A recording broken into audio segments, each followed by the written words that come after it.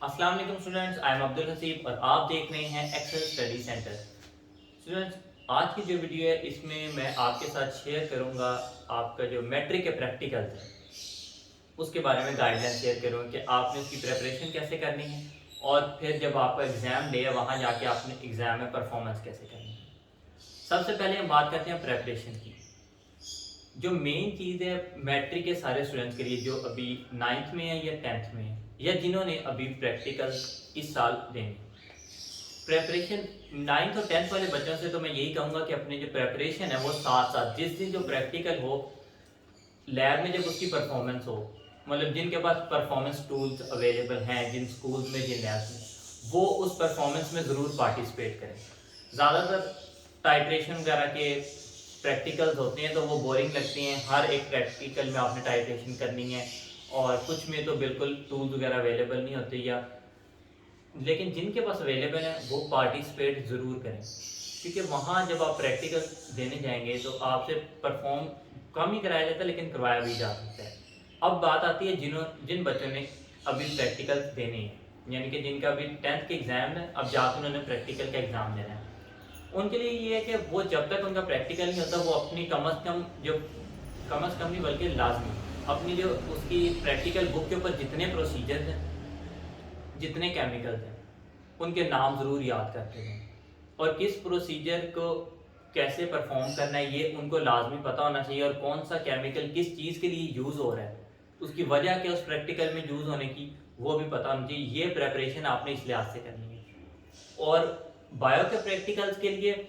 आपने अपनी जितनी स्केच बुक है, जितनी आपने डायग्राम्स ड्रॉ की हैं, उनकी लेबलिंग्स और डायग्राम की ड्राइंग अच्छे तरीके से आपको आनी चाहिए, क्योंकि वहाँ प्रैक्टिकल में आपको ड्राइंग करनी पड़ेगी। जो आपने यानी कि क्वेश्चन आता है ड्रा एंड लेबल, तो आपने वो लेबलिंग करेंगे और ड्रा भी करनी पड़ेगी आपको। तीसरा कुछ प्रोसीजर्स वाले भी हैं, उसमें आपको प्रोसीजर केमिकल जिस तरह स्लाइड की प्रेपरेशन ये वो प्रैक्टिकल भी अच्छे तरीके से तैयार करें।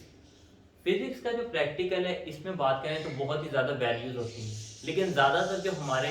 हाँ होता है कि 9th-10th में ख़ास तौर पे तो फिजिक्स का प्रैक्टिकल है, उनकी कुछ स्टैंडर्ड वैल्यूज़ ही टीचर्स बुक्स पे नोट करवाते हैं और वही बच्चे तैयार करके कैलकुलेशंस लिख के वहाँ पर जाते हैं। आपने तैयार तो वही स्टैंडर्ड एक बेसिक कैलकुलेशन करनी है, लेकिन इसके अलावा आपको पता होना चाहिए अगर आपको एग्ज़ाम में कोई और वैल्यू दे दें,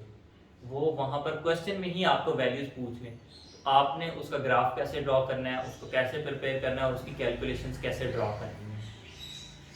अब नेक्स्ट बात आती है जब आप एग्ज़ाम देने जाएंगे, एग्ज़ाम वाले दिन आपने फुली अपने आप को प्रिपरेशन पहले करके जाना है। इसके अलावा कॉन्फिडेंस, आपके पास फुल कॉन्फिडेंस होना चाहिए कि मेरी इतनी प्रिपरेशन है कि मैं इंशाल्लाह अपना प्रैक्टिकल ज़रूर वहाँ अगर परफॉर्म भी कराया जा सके तो कर लूँगा।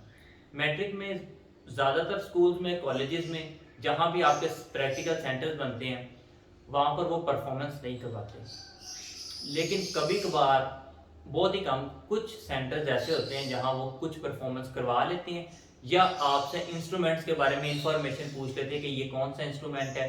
इसको कैसे यूज़ करना है, इसका प्रैक्टिकल में क्या फंक्शन है। कम से कम आपको वो फंक्शन और यूज़ लाजमी पता होना चाहिए। परफॉर्मेंस कम ही होती है क्योंकि वहाँ पर जो केमिकल्स होते हैं या ऑपरेटर्स होते हैं वो अक्सर ख़राब भी होते हैं, इसलिए जो आपने अपनी स्टैंडर्ड वैल्यूज़ याद की होती हैं वो आपने वहाँ पर पुट इन करके सारी वैल्यूज़ लिख के और अपना कैलकुलेशन निकाल के आना होता है फिजिक्स में। और बायो में स्लाइड्स दिखाते नहीं हैं, लेकिन ये ज़रूर होता है कि वो आपको प्रिंटेड फॉर्म में डायग्राम दे सकते हैं और उसके ऊपर लेबलिंग मार्क होके यानी कि एरो हेड वहाँ बने होते हैं कि ये कौन सी चीज़ है, और फिर वो आपने जो डायग्राम है वो देख के अपने जो आंसर शीट है उसके ऊपर ड्रॉ करनी है और लेबल करनी है। इसीलिए लेबलिंग लाजमी आनी चाहिए, जितनी भी आपकी बुक की डायग्राम है उसकी लेबलिंग। और वाइवा वाइवा ज़्यादातर जो एग्जामिनर्स हैं वो आपकी जो एफएससी की कोर्स बुक्स हैं उसमें से पूछते हैं, ये सॉरी मैट्रिक की कोर्स बुक्स में से उसमें से पूछते हैं। वाइवा सारा उसी में से ही पूछते हैं, लेकिन वाइवा हम अक्सर जो आपने नोट किया होगा उसमें प्रैक्टिकल्स के कुछ बॉक्सेस होते हैं, जिस तरह मैट्रिक में एक फ्रॉक के जो डायसेक्शन का बॉक्स होता है ब्लू बॉक्स, वो अक्सर स्टूडेंट स्किप कर जाते हैं। ये जो इसके एमसीक्यूज है आपके बोर्ड एग्जाम में भी कभी कभार आ जाता है, लेकिन जो एग्जामिनर वहाँ बैठा है वो अक्सर वहाँ से भी क्वेश्चन पूछ लेते हैं, लेकिन ज़्यादातर बेसिक ही क्वेश्चन होते हैं। मेन आपकी कोर्स बुक, इसके अलावा जो आपकी प्रैक्टिकल में कुछ छोटी मोटी डेफिनेशन और इन्फॉर्मेशन लिखी हैं वहाँ से भी वो वाइवा पूछ लेते हैं। वाइवा आपका बहुत ही ज़्यादा इजी और बेसिक लेवल का होता है, आपसे ज़्यादा डिटेल्स नहीं पूछता, बेसिक डेफिनेशंस और बेसिक चीज़ों के बारे में पूछते हैं। इसके अलावा जो इस तरह मैंने इंस्ट्रूमेंट्स का जिक्र किया और आपके प्रैक्टिकल के मतलब केमिकल्स का जिक्र किया, उनका यूज़ वो कम ही पूछता है, ज़्यादातर वो कोर्स बुक की कोर्स में से जो डेफिनेशन है वही उठाता है और आपसे क्वेश्चन पूछ लेता है, इसीलिए आपने वहाँ कॉन्फिडेंट रहना। जी स्टूडेंट्स, ये थी हमारी आज की वीडियो मैट्रिक की प्रैक्टिकल्स के प्रेपरेशन के बारे में, और वहाँ जाकर आपने प्रैक्टिकल कैसे परफॉर्म करना है, परफॉर्मेंस तो होती नहीं है इनके, वहाँ जाकर आपने कैसे अपना प्रैक्टिकल को हल करना है। एक और चीज़ इसमें, जो आपका प्रैक्टिकल एग्ज़ाम होता है वहाँ पर आपकी sheets, number of sheets limited होती हैं, इसीलिए आपको ख्याल रखना है कि जो आप लिख रहे हैं